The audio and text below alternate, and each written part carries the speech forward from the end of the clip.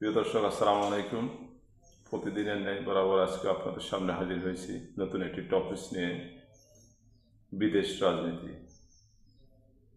আপনারা ইতিমধ্যে লক্ষ্য করেছেন এই রাজনীতি নিয়ে আমাদের দেশে বিদেশে কত একটা হাসির রহস্য, ঠাট্টা মশকরা চলতেছে, সেটা আসলে বলে শেষ করা যাবে না।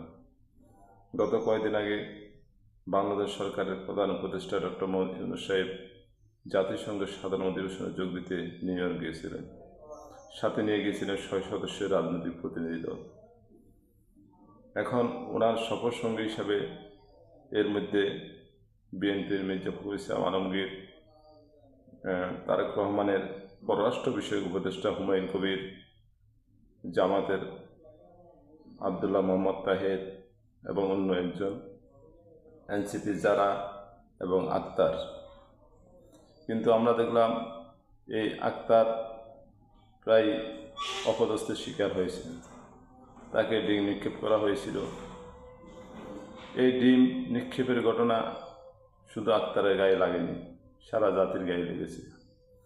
এই অপরাজনীতি করে আপনারা কী বোঝাতে চাচ্ছেন?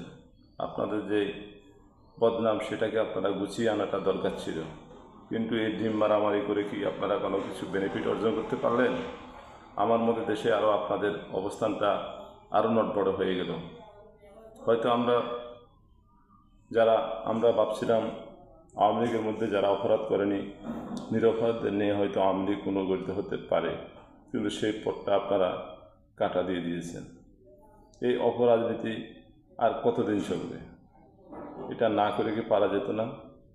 একটা ডিম নিক্ষেপ ঘটনা এবং আক্তার, এই আক্তারের গায়ে ডিম নিক্ষেপ করলেন, কী বোঝাতে চেয়েছেন? আক্তার তো প্রতিবাদী ছেলে, সে তো আর থেমে থাকে নেই। তাকে আপনারা একাপে অপদস্থ করলেন।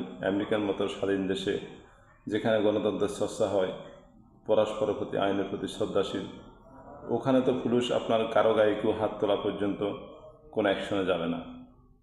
কিন্তু স্লোগান পাল্টা স্লোগান, এক প্রকার আপনারা ক্যাম্পেইন করে সেখানে দাঁড়িয়েছিলেন, আক্তারকে ডিম নিক্ষেপ করেছিলেন। এবং বিএনপির মহাসচিব থেকে শুরু করে সবাই প্রায় এক প্রকার কর্মী সমর্থকবিহীনভাবে বের হয়ে গেলেন। কিন্তু এই যে একটা অপরাজনীতি, এই কালচার, সেটা তো আপনারা বিদেশে ধরে রাখার কোনো দরকার ছিল না। এটাতে আপনাদের কোনো অর্জন হলো না, বরং আপনাদের ক্ষতি হয়েছে কয়েক গুণ বেশি। যেই ক্ষতি হয়তো আরও অনেক দিন লাগতে পারে পুষিয়ে উঠতে।